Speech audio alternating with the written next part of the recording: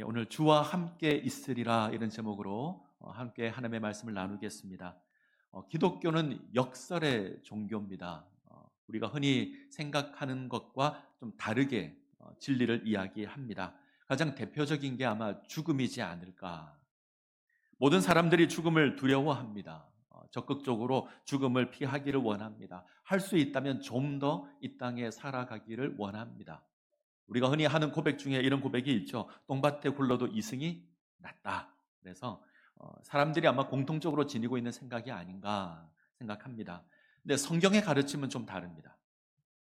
성경의 가르침은 죽음을 소망으로 이야기합니다. 이것이 역설이죠. 왜냐하면 우리는 죽음을 통해서 영원한 하나님의 생명으로 나아가게 될 겁니다. 그런 의미에서 그리스도인은 죽음을 사모하는 그런 사람들입니다. 우리는 죽음 이후에 천국에서 영원한 생명을 누릴 겁니다. 우리는 죽은 이후에 하나님의 품에서 하나님의 생명을 누리게 될 겁니다. 믿으십니까? 네. 그 소망이 우리에게 있습니다. 우리가 지난주에 빨리 죽고 싶은 분 계십니까? 물었더니 한 분만 손을 번쩍 드셨어요. 우리가 답을 잘 못합니다. 왜 그럴까? 우리에게 여전히 죽음에 대한 두려움이 좀 있지 않을까 이런 생각을 합니다. 사람들은 죽음을 두려워하거든요. 왜 두려워할까요? 제가 우리 교육자들에게 좀 물어보니 죽을 때 너무 아프지 않을까요? 이렇게 얘기하는 사람도 있고 사랑하는 사람과 헤어지는 것도 좀 불편할 것 같고 가장 큰 이유는 알 수 없어서 그럴 것 같습니다. 죽음 이후에 뭐가 있는지 우리는 경험해 본 적이 없습니다. 그래서 그것이 두렵지 않을까? 이 땅에 주어지는 일들은 경험이 되고 그 경험을 기반으로 우리는 예측도 합니다. 지난 한 주간 우리나라가 참 힘들었습니다. 갑자기 밤중에 비상계엄이 선포되고 군대가 출동을 하고요. 상상할 수 없는 일이죠. 어제는 탄핵이 부결되었습니다. 그래서 좀 더 나라가 소란스러워진 것 아닌가 생각합니다. 아무쪼록 부탁드리는 것은 이 나라와 이 민족을 위해서 기도해 주셨으면 좋겠습니다. 우리 정치인들이 당파의 이익을 계산하는 게 아니라 정말 이 나라를 생각하며 그들이 정치에 임했으면 좋겠고 우리가 이것을 위해서 기도했으면 좋겠습니다. 근데 잘 보시면 비상계엄이 선포될 때 이런 일이 있을 거다라고 예측한 사람들이 있었습니다. 몇 사람 있더라고요. 돌아가는 정세를 파악하고 계엄을 예상합니다. 저는 상상도 못했는데 생각한 사람들이 있었습니다. 이처럼 땅의 일은 예상할 수 있습니다. 예측할 수 있습니다. 저는 내비게이션을 볼 때 정말 신기합니다. 목적지를 딱 입력하면 길도 알려주고요. 시간도 알려줍니다. 그리고 거의 그 시간이 맞습니다. 우리가 이런 세상을 살아갑니다. 이처럼 사람은 모든 것을 알 수 있는 것처럼 보이지만 모르는 게 있죠. 죽음 이후를 모릅니다. 이 예상이 안 됩니다. 그래서 두려워합니다. 더군다나 죽음 이후에 심판이 있을 것 같아요. 이 땅에서 어떻게 살았는가 그것을 기준으로 심판이 있을 것 같습니다. 그래서 더 두려워하는 것 같습니다. 시험을 치르는 학생들이 늘 하는 후회가 있죠. 내가 좀 더 공부를 열심히 했으면, 시간이 조금만 더 있었으면 이런 생각을 늘 합니다. 근데 평상시에는 공부하지 않고 놀면서 시험 기간만 되면 그런 후회를 합니다. 죽음을 맞이할 때도 비슷한 것 같습니다. 죽음 생각하지 않고 살아가다가 막상 죽음을 생각하게 되면 내가 좀 더 열심히 인생을 살 걸 이런 후회를 합니다. 요즘 사람의 수명이 굉장히 많이 늘어났습니다. 예전에 돌잔치를 한 이유가 죽지 않고 돌까지 와서 그것을 축하하는 의미에서 돌잔치를 했습니다. 예전에 환갑잔치를 했었죠. 환갑까지 사는 것도 생각보다 쉽지 않았습니다. 그래서 크게 사람들을 불러서 축하하는 잔치를 열었습니다. 요즘은 칠순잔치도 안 합니다.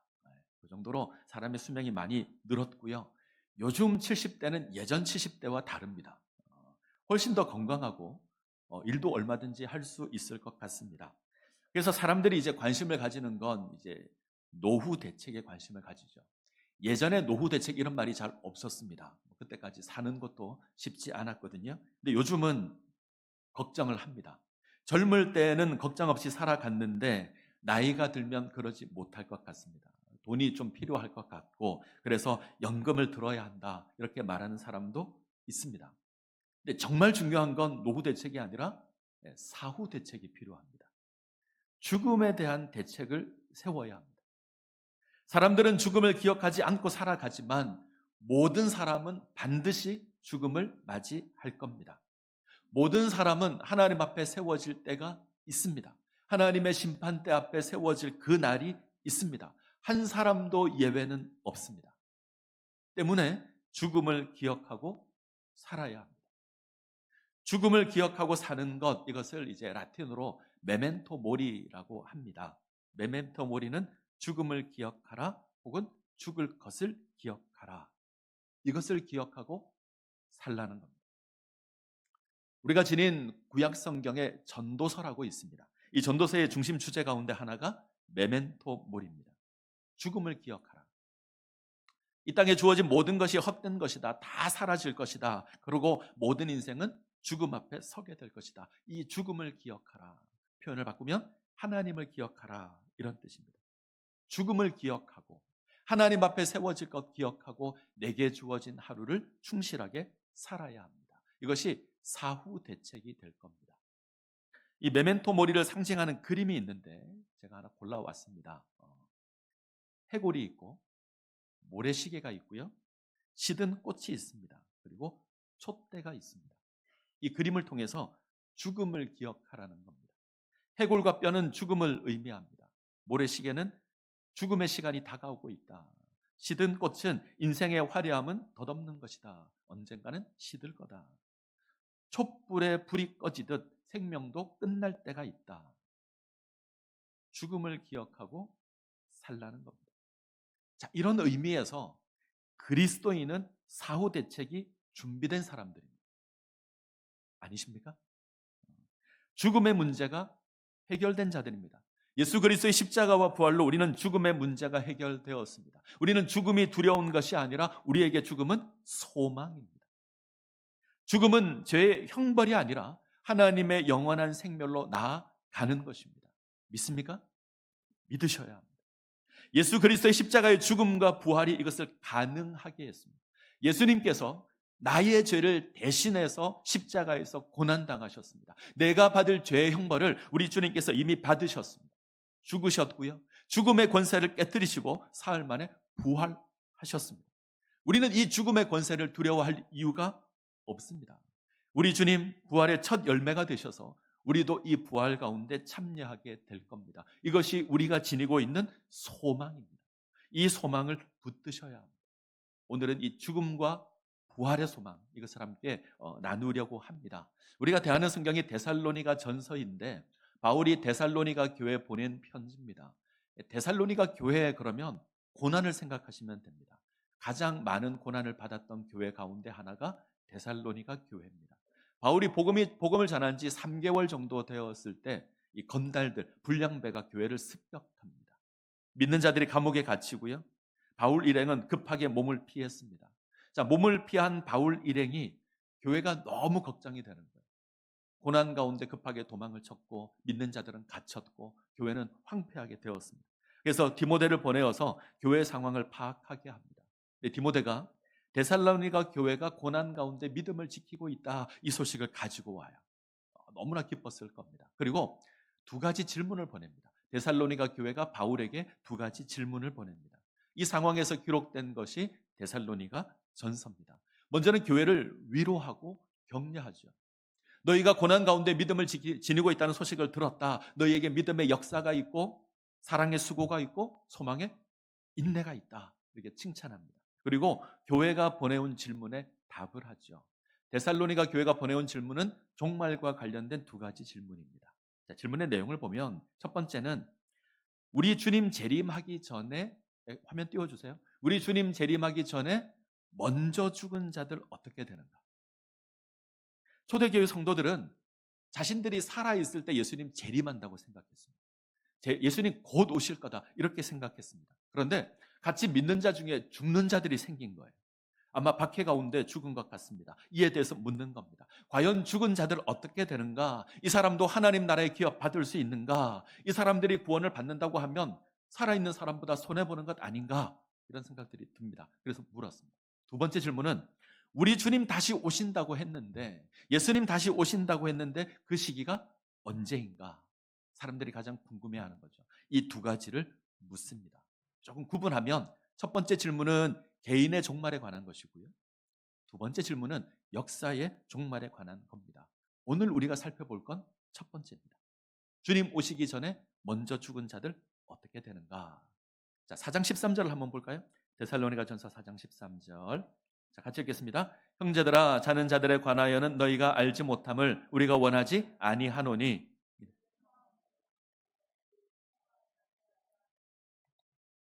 자는 자들에 관한 교훈입니다.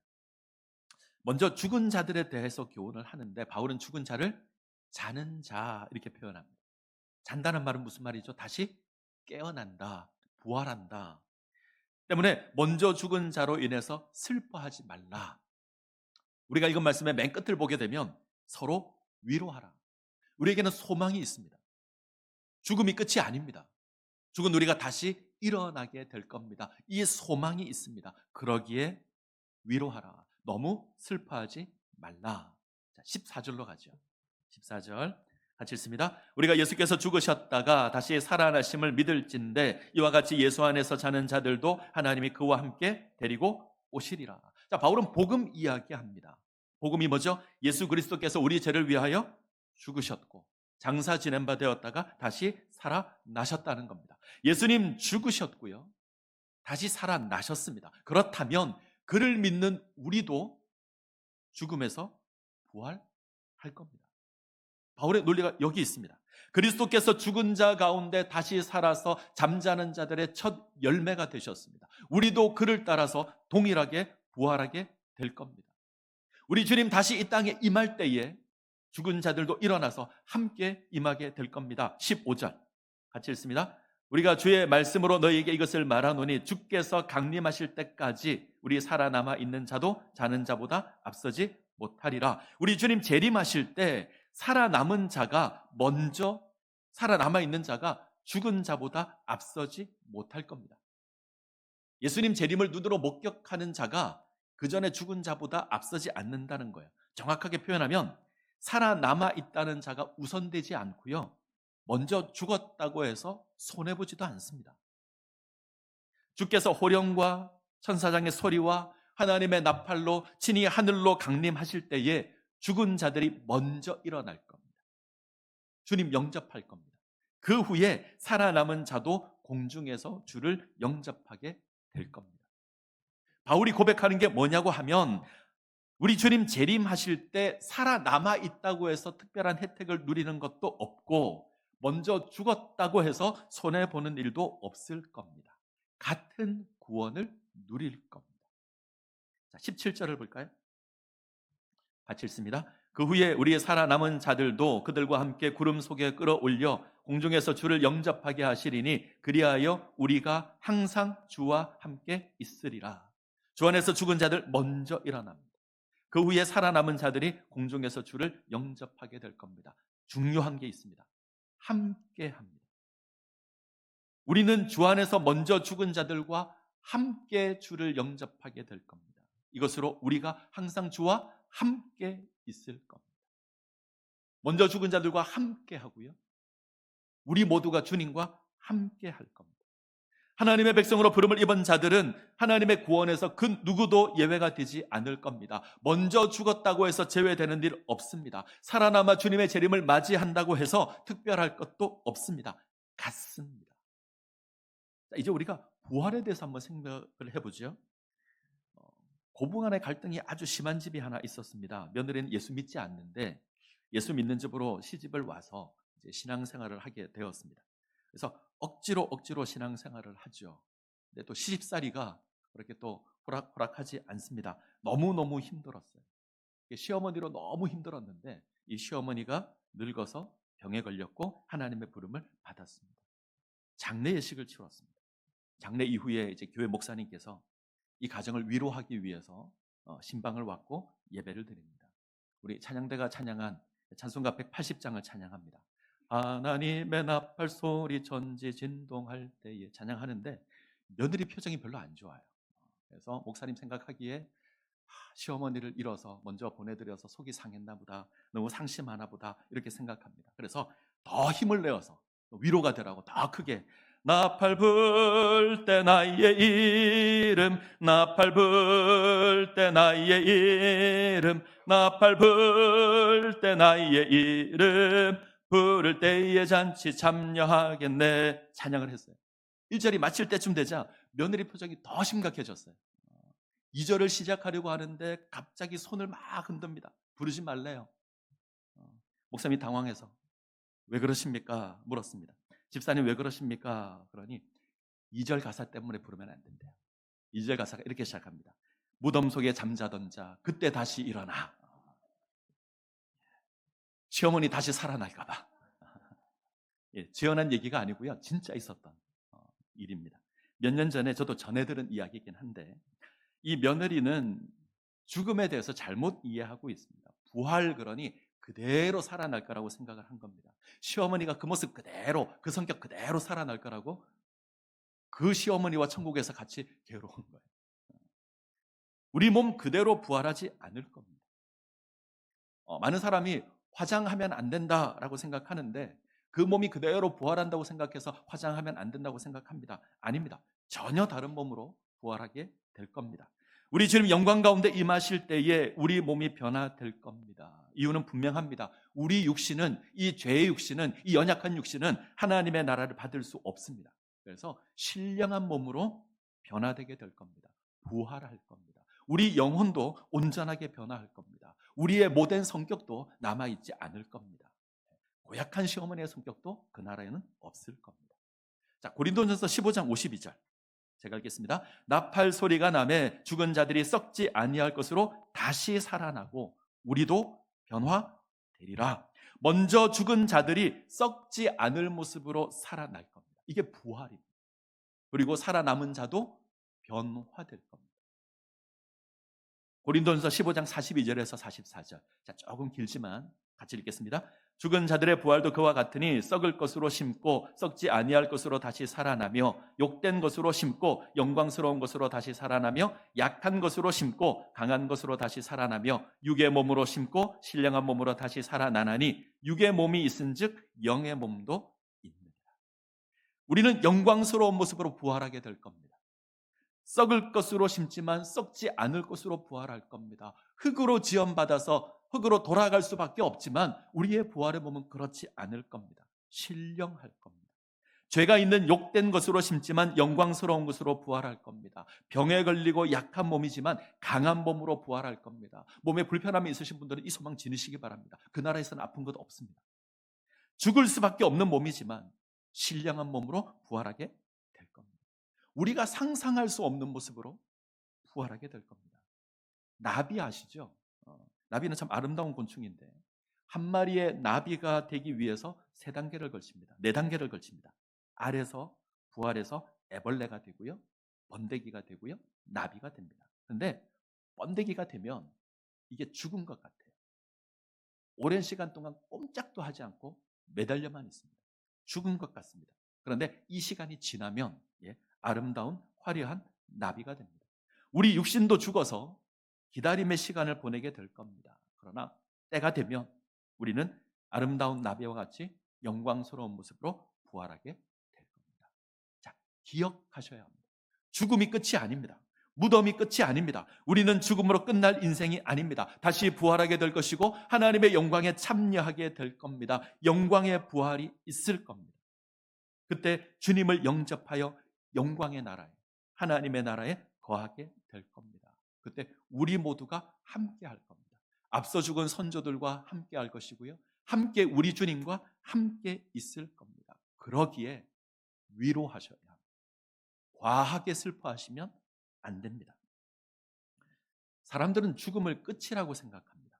그래서 영결이라는 단어를 씁니다. 영원한 이별 이런 뜻입니다. 아니죠. 우리 육체는 흙으로 돌아가지만 우리 영혼은 하나님을 섬길 거고요. 하나님 찬양하게 될 겁니다. 때가 되면 우리에게 부활이 주어지게 될 것이고 영광의 몸으로 하나님을 영접하게 될 겁니다. 먼저 죽은 자들 일어나고 살아남은 자들 영광의 몸으로 변화되어서 항상 하나님과 함께 있을 겁니다. 영생을 누릴 겁니다. 이 사실 믿으시기 바랍니다. 그리고 이 소망 가운데 세워지시기를 바랍니다. 이걸 믿는다면 이걸 안다면 죽음을 두려워하지 말아야죠. 도리어 기뻐해야죠. 우리나라 장례 문화는 죽음을 생각할 때 이별의 의미가 너무 강합니다. 그래서 아주 대성통곡을 합니다. 심지어 나 때문에 돌아가셨다라는 그런 죄책감까지 가지는 경우가 많습니다. 함께 할 수 없다는 건 슬픔입니다. 그러나 궁극적으로 우리에게 죽음은 기쁨이 되어야 합니다. 죄악된 세상을 떠나서 영원한 하나님 나라로 가는 겁니다. 이 땅에서 우리가 월세집을 살다가 40평 아파트를 사서 이사를 간다면 우리는 아마 기뻐서 난리가 날 거예요. 그 전날 잠도 제대로 자지 못할 겁니다. 근데 죽음은 이 썩을 장막을 벗어버리고 영원한 새 집으로 이사를 가는 겁니다. 그건 기쁜 것이고 설레는 것입니다. 우리가 잠을 이루지 못하도록 사모해야 될 날이 그날입니다. 물론 이 땅의 가족과 헤어진다는 슬픔이 있지만 궁극적으로는 기쁨이다 기억하셔야 합니다. 종교개혁자 루터는 사람은 세 가지 인생을 산다라고 말합니다. 엄마 뱃속에서 첫 번째 인생을 살고요, 이 땅에서 두 번째 인생을 삽니다. 세 번째 인생은 하나님 나라에서 삽니다. 그런데 한 인생에서 또 다른 인생으로 넘어갈 때 다소 힘든 과정을 겪어야 합니다. 엄마 뱃속에서 이 땅으로 태어날 때 우리는 출산이라는 어려운 과정을 겪습니다. 그 과정이 쉽지 않습니다. 아기도 힘들고 엄마도 힘들 겁니다. 이 땅을 살다가 하나님 나라로 갈 때도 또 한 번 어려운 과정을 겪어야 합니다. 죽음입니다. 쉽지 않은 과정입니다. 그러나 이 쉽지 않은 과정을 통해서 우리는 영원한 하나님 나라로 들어가게 될 겁니다. 이 소망 기억하시길 바랍니다. 전 우리가 이 부활의 소망을 다 누렸으면 좋겠습니다. 아직 부활에 대한 정확한 확신이 없어서 여전히 죽음을 두려워하고 계신 분이 계시다면 기도하셔야 합니다. 구원이 하나님의 은혜이고 이 구원을 경험하게 되는 것도 은혜라면 이 부활의 소망을 지니는 것도 은혜일 겁니다. 기도하셔야 합니다. 부활의 소망 가운데 살아갈 수 있도록. 그래야 죽음을 이기는 감격으로 이 땅을 살 수 있습니다. 부활의 감격으로 살면 우리의 삶이 변할 겁니다. 상황이 역전될 겁니다. 이 땅이 전부다라고 생각하고 살아갔던 인생은 망한다는 것을 깨닫게 될 겁니다. 자, 부활이 없으면 우리가 망하는 겁니다. 부활이 있다면 세상 사람들이 망하는 겁니다. 부활이 있다면 거지 나사로가 안 불쌍합니다. 부활이 있다면 부자가 복받은 것이 아닌 겁니다. 부활이 있다면 재벌되는 것이 복이 아닙니다. 부활이 있다면 예수 때문에 고난당하는 것이 불행이 아니라 복이 됩니다. 부활이 있다면 우리 삶의 기준이 바뀔 거고요, 우리가 이 땅의 것에 목을 매지 않을 겁니다. 우리는 하나님께서 우리에게 허락한 이 삶을 즐겁게 누리며 살다가 하나님께서 부르시면 하나님께로 가면 되는 겁니다. 이것이 우리의 복입니다. 아시아 문화는, 특별히 이 아시아 장례 문화가 굉장히 무겁고 슬픕니다. 저는 그리스도인의 장례는 좀 달라야 한다고 생각합니다. 슬픔이 있지만 기쁨도 있고 감사도 넘쳤으면 좋겠습니다. 물론 사랑하는 가족을 떠나보내는 겁니다. 볼 수 없다는 슬픔이 가득합니다. 하지만 우리가 믿는 천국의 소망이 확인되는 곳이 장례식입니다. 믿지 않는 사람들이 우리의 장례를 보고 저 사람들은 왜 다른가 고백할 수 있어야 합니다. 그런 장례 문화를 우리가 만들어 가야 될 겁니다. 저는 살아서 장례식을 할 겁니다. 무슨 말이냐니, 이게 생전 장례식 이렇게도 하는데 제가 한번 찾아보니 있더라고요. 2018년입니다. 서울 동부시립병원에서 아주 특별한 장례식이 있었습니다. 이 말기 암 환자신데 죽은 뒤 장례식은 의미가 없다. 나는 살아서 장례식을 하겠다. 그래서 병원에서 장례식을 열어줬어요. 이별 인사를 하고 밝게 웃고 맛있는 거 먹고 노래를 부르고 춤을 추고 파티를 했습니다.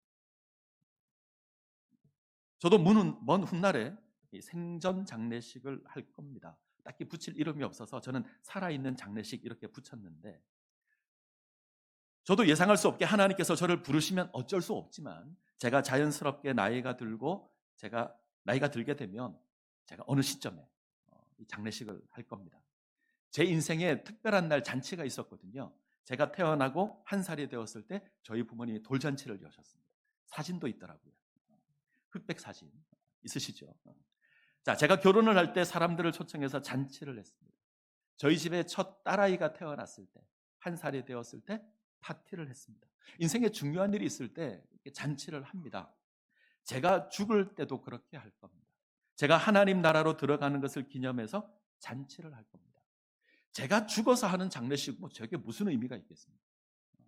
제가 살아있을 때 와서 손잡고 안아주고 인사를 나눌 겁니다. 제가 예쁜 초청장 만들어서 보내드리겠습니다. 받으시면 검은색 옷 입지 말고 밝고 예쁜 옷 입고 오셔야 합니다. 멋진 음악도 틀어놓을 거고요. 파티도 열 겁니다. 만나서 인사도 하고 안아주기도 하고 사랑한다 고백도 할 겁니다. 서운한 것이 있는 사람은 서운한 것도 고백해서 털 겁니다. 멋진 선물도 준비해서 하나씩 드리겠습니다. 그리고 인사를 할 겁니다. 조금 뒤 하나님 나라에서 보자. 이렇게 인사도 할 겁니다. 저는 이런 장례식이 우리 가운데 좀 있었으면 좋겠습니다. 혹시 마음에 있어서 말씀하시면 제가 가서 멋지게 설교도 하겠습니다.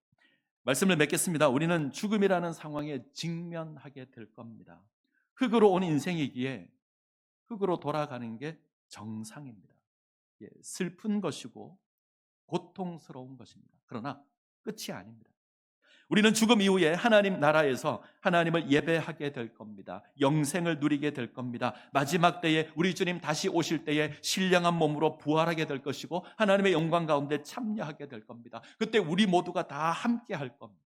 우리 모두가 주님의 품으로 먼저 가신 우리 선조들을 볼 것이고요. 함께 하나님을 영접하게 될 겁니다. 이 소망 붙드시기 바랍니다.